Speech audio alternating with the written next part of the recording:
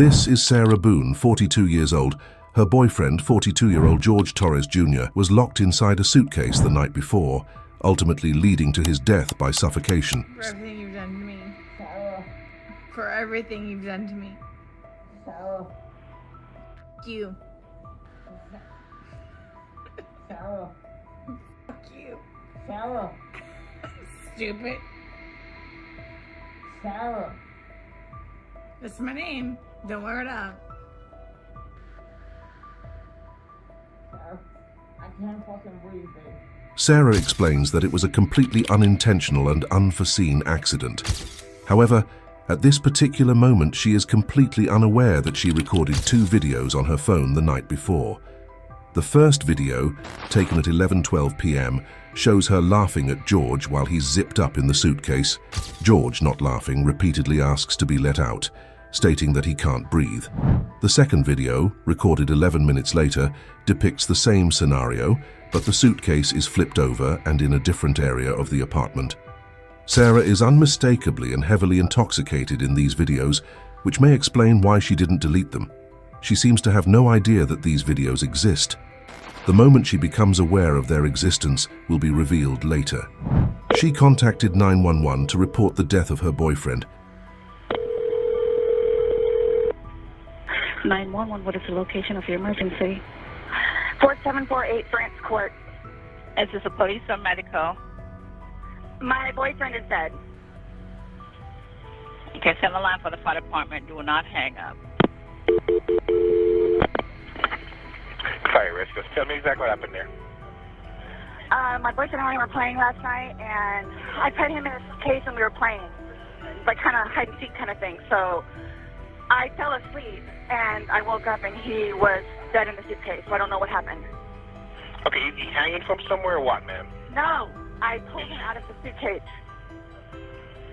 He was in a suitcase? Yes, and I fell asleep. Right, is he breathing? No. I need you to get him on the floor, flat on his back for me, okay? I did. I tried giving him CPR. Yeah, He's okay. purple. Okay, listen to me. Lay him flat on his... Okay, ma'am, listen to me. I want you to lay him flat on his back for me on the floor. I did. Okay, He's stiff and purple. Okay, ma'am, that's fine. We're still going to do compressions on him, okay? Place the heel of your hand on his breastbone, right in the center of the chest. Yes. Put your other hand on top of that hand. If I look at him, you can tell. Okay. Ah! Please! Okay, he just gurgled. Okay, listen to me. Place the heel of your hand right between his chest, right between his breastbones. Yes. Put your other hand on top of that hand. Yes, We want to pump his chest to me hard and fast, twice per second. 1, 2, 3. Hello there. I had a cigarette lube. Get it for you, okay? Wait 1 second, okay? I really need something to drink. Okay, I got my Dr. Pepper on the counter. okay, we'll take care of you. Give me 1 second. What's going on? So I just got here, so fill me in. No problem. Like, he and I were putting a puzzle together. We've been doing some artwork together. You are putting a puzzle together? Yes, we have a puzzle that we started in there. Okay. Like, having a good time with one another. But we're drinking. We had a bottle of wine last night. Okay. Fine. So then it's like, we decided to play hide and seek, right? Okay. So he gets in the suitcase, okay? Who is this guy? That's my ex-husband, my former husband. How did he live here with you guys? No, I called him over here. Okay, okay, I didn't know what to do. All we had was a bottle of wine.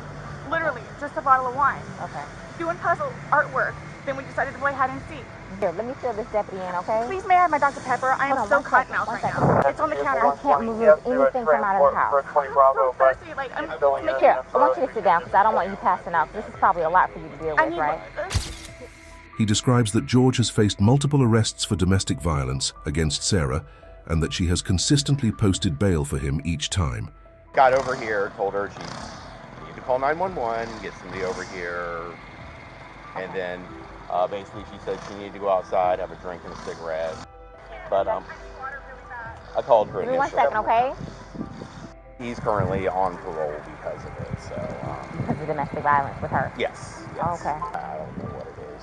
Oh, she's getting water from this tap. Probably gonna pass out on us. The police officer requests the ex-husband to remain for a bit longer. She then retrieves a notepad and goes back to Sarah to gather additional information. At some point, you put him in the suitcase? No, he got in the suitcase. So he thought it would be funny to be put in the suitcase. So I was like, okay, well, I'm going to joke with you and I'll zip you up and make him, squirm a little bit, whatever it is. But then I fell asleep. I fell asleep. Where was the suitcase? Right He where got it in is. right down there? Yes. You zipped him in there? Yes. Thought he would be funny, a little It joke. was. We both were laughing about it. Okay. And then I fell asleep Where did you fall asleep at? upstairs. I just totally So you forgot. began to do CPR on him? Yes, just tell by looking at him. But you knew how to do CPR, you were doing that on your own? Yes. Okay. I want you to sit back down because I don't want Can you I have one more sip of water, please? Yeah, go. The officer subsequently verifies that the ex-husband will be assuming custody of the child. And your child is in school right now. He's not here with you. No. He's okay, in school. he's in school. How old is he? This will be a fun one. He's not. He's third I grade. can't even start with how you would explain something like this. They proceed to investigate the apartment, instructing her to remain seated. Not right now. We can't have you go and get anything. Why don't you sit in the shade? Did you get enough water? No, if you want to stay seated, I don't want you getting lightheaded. So remember I said the detectives were going to come out and talk to you and go from there. They're here. They're going to ask you a few questions and then go from there, okay? All right. All right, Sarah, my name's Chelsea. My partner, Scott. He decided to get in a suitcase. So I thought it would be funny to, and he was laughing about it too, to dip him up in there. I go upstairs and fell asleep. I don't know what happened. Okay. After you zipped them up, did you move the bag around and mess with them at all, or you just zipped it up and walked away I laughing? both were laughing about it, but I went upstairs and I fell asleep. Okay. I'm afraid for my life. I want you to know that. I am Why afraid is that? for my life. His family have never liked me. Have you called any of them? We talked to his daughters yesterday. No, I mean, like, about this. Does No. anyone know? Okay. They're So going it's... to kill me. Okay, Do well... they live local? Yes, they're down the road. They're going to kill me. Stay seated, okay, Sarah? I know you're panicking, okay? Just relax. We'll come and talk to you. We'll keep checking on you. This police officer displayed exceptional brilliance, maintaining a perfect temperament for the situation. The investigators calmly requested Sarah to stay elsewhere for the night and advised her to come to the police station the next day with any questions she might have. Sarah doesn't move. Appreciate you coming in. Yes, ma'am. Sarah opted to stay with her ex-husband and appeared at the sheriff's office the following day at 3:51 p.m. with a handwritten page full of questions. The initial inquiry pertained to the timeline for the return of her phone. Sarah takes out her page of questions, which the investigator semi-acknowledges, then brushes off. You received his autopsy, so I'm going to read you your rights again because we have to talk about that. This morning we went to his autopsy, and we were informed of some injuries that he has by the doctor. So he had some injuries to his left shoulder. He had a cut near his lip. We could see his mouth was a little. I haven't laid a swollen. hand on him. Forensic evidence has now established that George incurred his injuries on the night he passed away, and he did not possess them prior to entering the apartment. Also, too, he fell off my son's bike, Okay. so I don't know. And he's notorious for running into the wall or the hall tree. So The investigator details further injuries, including a contusion on his neck. And they're all recent. They occurred recently. It wasn't something that occurred post or that occurred a week ago or 2 days ago, 3 days ago. They definitely occurred, the night leading up to when he was. in all honesty, we have not gotten into it. I have no idea what it is. No idea what it is. We had a good time sitting on the back porch, having wine, and smoking a couple of cigarettes, and then decided to go inside and literally paint, do puzzles, and play, and listen to music. That's why. She had the entire night to arrange this, which is concerning. It's plausible that she meticulously crafted the entire sequence of events from scratch. There's a 12-hour gap between the timestamp on her videos and when the police arrived at her doorstep. A substantial amount of time to fabricate what appears to be a seemingly pleasant set of circumstances, distancing it from any indication of a vengeful act fueled by intoxication that eventually resulted in murder. Nobody got out of sorts. This is what's mind-blowing to me. I have no clue. Nobody laid a hand on anybody. He also had, on the left side of his forehead, he had basically bruising, and on his head and his skull. I have no idea. As if something hit him. I considered have not blunt force touched him. trauma. I have not touched him. I have not touched him. I have no idea. We had a good day. Mm-hmm. It was a good day. We've had good days lately. It's been good. Like, I don't even know where this is coming from. The interrogator now brings up Sarah's last call to police, reporting domestic violence. You said a month ago he hit you with a curtain rod. Yeah, with a curtain rod. That's why I can't believe you guys didn't take that either. She just referred to the fact that George didn't face charges for the alleged assault. Like, we've been good. I don't know if, like, it's since the last time he got out of jail. Like, we've been good, and he's been having his classes. What do you mean by good? What's your definition of good? The probation officer? No, you said you guys have been good. What's your definition? I've been good. I don't think you all understand. He comes at me all the time. He comes at me. So it's either I flee or try to go upstairs and go to sleep. That's usually what it is. And I don't know if you talk to Brian about any of that, but most of the time when I flee, I go over there. So Sarah is outlining potential motives for retaliation, and the standard procedure is to maintain her focus on this aspect. Encouragement and understanding are typically provided while delving deeper into the suspect's grievances with the victim. However, a major issue arises as the lead interrogator, harboring strong dislike towards Sarah, abandons the pretense of pretending. Right, but you're saying that you guys have been good, and when I asked you yesterday, the last incident that you could remember was the curtain rod incident, which you said was a month ago, so give or take. Right. The investigator contests a previous statement, reshaping the conversation.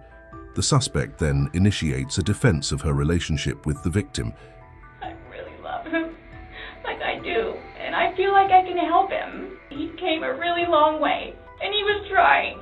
He was really trying. She transitions into explaining that she typically refrains from drinking, and it's primarily due to George that she imbibes at all, usually restricting it to the occasional weekend. The occasional wine, whatever, or if it's a weekend, that's when you have a good time. You don't have to wake up the next day. I have to wake up the next day and do things. I can do 50 things at once and still know the 50 things more prior that I need to get done. He can't process like that. He didn't process like that. So the next thing you know, he doesn't want to deal with it. I'm going to go get something to drink. Nobody knew George better than I did. I say that I knew George better than himself. And I tried in every way, shape, and form. Ask everyone. I helped him. Sarah discusses George's participation in anger management classes and the purported progress he was undergoing. And would always come home and show me his papers. And we would look over his papers together. Where it's like, wow, you actually are learning this in class? And some of the stuff that they would show them, like videos, he would come home and be like, Sarah, I'm so sorry for what I've done to you. He changed. And that's why you're still with him, even though he's done all these things to you. And when I tell you I love him, I love him. When you love somebody, you have limits. Everybody tells me that. At some point, somebody gets enough. In the following moment, the detective declares, then they have to do something to defend themselves, and Sarah's temperament undergoes a complete switch at the conclusion of this sentence. Then they have to do something to defend themselves. I would just flee, and I don't know if you would like to see on my phone, or I think it's actually on a laptop. She explains how she once filed a restraining order against George, and for some reason she brings up his ex-wife. When I say a monster, she's a monster. Like it does, The interrogator allows her to vent about the ex-wife for 2 minutes. Now they will redirect the focus back to the investigation. Since talking yesterday, do you remember any timelines better? Like what time you guys were playing? What time he was zipped up in the luggage? What time you went upstairs? We started because we cleaned the house a little bit, did some laundry. Now comes the startling moment for Sarah, as the investigators inform her about the 2 videos she recorded at her phone. So I have 4 and I have midnight, so there's a big gap. So I'm just curious, if you recall when you went upstairs to hide in the shower, or like when we started to play hide and seek. Yeah. Well, we went inside probably about, if I had to guess, we weren't out there too long. Worked on the puzzle again, finished it. Started to paint. Well, started listening to music for a little bit. Started to paint. Can we turn the music off? No problem. Start at the top, paint, whatever. I don't want to paint anymore. Let's just, come on. Okay, you want to play hide and seek? What he does is, okay, tag, you're it. So it's like, okay, we know. Okay, take off. That's not how you play hide and seek. Mm-hmm. That's what we did. Have you guys ever played you said you played hide and seek like probably 3 times in your relationship. Mm-hmm. When you have played, have you ever zipped him up in a suitcase prior? No. Okay. No, I'm just asking in the past, like, have you ever zipped him up in anything, jokingly or not, but obviously No. I understand, you know, you're claiming that Sunday it was a joking matter, you were laughing, he was laughing. But what I'm just asking is in the past, like, is it something that you guys normally do? Absolutely not. Okay. Okay, so do you remember making any videos or maybe having any photos, videos that you remember doing on your phone on Sunday? No? I think I took a picture of a dog. Okay. So I have something that I want to show you that we found. And it was from your phone. Now comes the startling moment for Sarah, as the investigators inform her about the 2 videos she recorded at her phone. Mm-hmm. Can you see it? If you need to move it around, go ahead. No, I don't remember that. For everything you've done to me. For everything you've done to me. Your battery's about to die. Shut it down. Oh, okay. Is it long? Because I don't know how much I can take. Mm-mm. No. I don't know how much I can take. I don't know how to find your...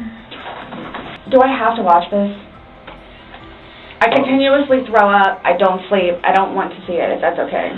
You can either explain it, or we take it for what it is. Yeah. We're just trying to give you the opportunity to tell us what's going on. That's it. It's that long? 2 minutes. No. For everything you've done to me. For everything you've done to me. Fuck you. Stupid. Sarah. That's my name. Don't wear it up. Sarah. I don't want to watch it, please. Okay. That's him saying that he can't breathe, and you saying fuck So you. this is upside down. Guys, this is killing me right now. So this image is upside down, and then this small video that occurred 11 minutes later, it's flipped over the other way, closer to your dining room table. Okay. Now he's obviously still in there. So he didn't, how did it go from the back to the front? I flipped it. Okay. My plan was not to go upstairs and go to sleep. Well, that's what you did. Yeah. But not intentional. No, you told me you went upstairs because you were Stop getting here. ready for bed. Sarah remains oblivious to the gravity of her situation. She just referenced an earlier statement, claiming that she didn't fully secure the suitcase, allowing George the possibility of getting out. Stopped here. Okay, but Where's here? show me where you can see any fingers coming out. It's, and his head's right here. Mm-hmm. So going like this, it's like this. But why is he saying I can't breathe, and why is he pushing on it as if he can't get out? And it doesn't show a hole. There's no hole. There's no fingers. I don't see his fingers. There's no hole. I don't know what you want me to tell you. Like, I don't know, like, what you want me to tell you. I'm just showing you, I'm just telling you what we see and what we've heard from the other video. I understand. He's begging for you to let him out. You're laughing in the beginning, and then in the end it sounds kind of like a... No, it's not malicious. Well, saying fuck you. It's not malicious. Then what is that? My intention was not to leave him in there. Please understand that. My intention was not to leave him in there. This video is at 11:12 when it starts, so was he in there for like a long time prior to recording this? No. It's becoming evident that Sarah might be bending the truth in her favor. Interestingly, she appears to have forgotten that just 2 minutes ago, she claimed to have no recollection of the incident. Her previously impeccable memory now seems quite selective. But I didn't think that he was, like, panicky. Like, So pushing up on a suitcase saying, Sarah, Sarah, Sarah, I can't breathe. And you're the only one laughing. Okay. And you're the only one saying derogatory comments. Like you're mad. No. Please don't, I don't mean to sound negative, and I don't know if I can say this, but, like, it's like you guys are kind of trying to, like, feed me. What's intriguing about Sarah is that her intuition is accurate. She somewhat grasps the intentions of the police. However, she remains oblivious to the full extent of the consequences. Her demeanor reflects that of someone who senses the police might begin spreading rumors about her. No, I'm just trying to show you a video that you no longer want to watch because you probably don't want to know the outcome of how and what you said. My plan was not to go upstairs and go to sleep. My plan was not to, he'll be up here any minute. But you willingly went upstairs and went to sleep. No one forced you to go upstairs and get My ready plan for wasn't bed. also to leave him in the suitcase. So why didn't you take him out? Because I went upstairs and then I fell asleep. But why didn't you consciously think, he's asking to come out, he can't I didn't do it breathe. intentionally. What do you think is going to happen if you leave somebody in a confined space like that? Well, I thought by not zipping it up all the way, it would be okay. My plan was not to leave him in the And what was suitcase. your plan? Waiting for him to come upstairs. I thought it was, like, I thought he was okay. Like, I didn't, that, you He's all... telling you he's not. He's telling you, Sarah, I can't breathe. He's saying your name and you're like, that's my name, don't wear it out. Guys, that's how we are with each other. The whole suitcase thing never happened before. Sarah attempts to shift the conversation to another topic, but the interrogator prevents it and redirects her, focusing once more on the specifics of the evidence. Again, his head is closer to us facing the video, so we should be able to see fingers, and we don't see anything. We see no movement of him trying to unzip it or physically unzipping it. All we see is pushing up, trying to push out of it. Please do not assume. I mean, you put him in, so why didn't you take him out? Because I was upstairs and I fell asleep. No, before you went upstairs. You, like, consciously had to walk upstairs. You obviously remember going to bed because you were able to give me a time frame on that. And you specifically told me that you went upstairs. My intention is not for this to happen. I am sick about it. I've never done anything like this before in the past. I am sick. So, what's next? They're going to come and swab your fingers? No, I'm talking about, like, in the long run. Like, what do I need to, like, do I need to be doing something, or, like... I can't tell you, like, what to do. I mean, like, so, like, for... Like, I don't understand. Like, I don't know if you guys are just gonna, like... I'm not admitting anything about being intentional, and like... We told you everything that we have. You know everything that we know. So after this, what? I'm done? In itself, for me to have to live with getting him out and doing what I did is punishment enough. Nonetheless, I have to live without him now. His daughters, too. Are you trying to make it worse? Sorry, what? Are you trying to make it worse? Just making a comment. An officer comes to take Sarah to the jail. Okay. All right, do me a favor, stand up. I need you to turn around, face the wall. Put your hands behind your back. Do you have anything in your pockets that I should know about? No. Why is this happening? Because George is dead. Not intentionally. So this was a trick. You were read your rights. Why is this happening? Because before y'all said I could leave. So what am I supposed to do now? I had a don't work sneaky in suspicion there. this was going to happen. And I need water, like, really bad, please. Sarah was transported to Orange County Jail at 5:44 p.m. and was charged with second-degree murder. She was held without bond, and it's noteworthy that this occurred in late February of 2020, just before the global lockdown due to the pandemic. Since then, she has remained in the county jail.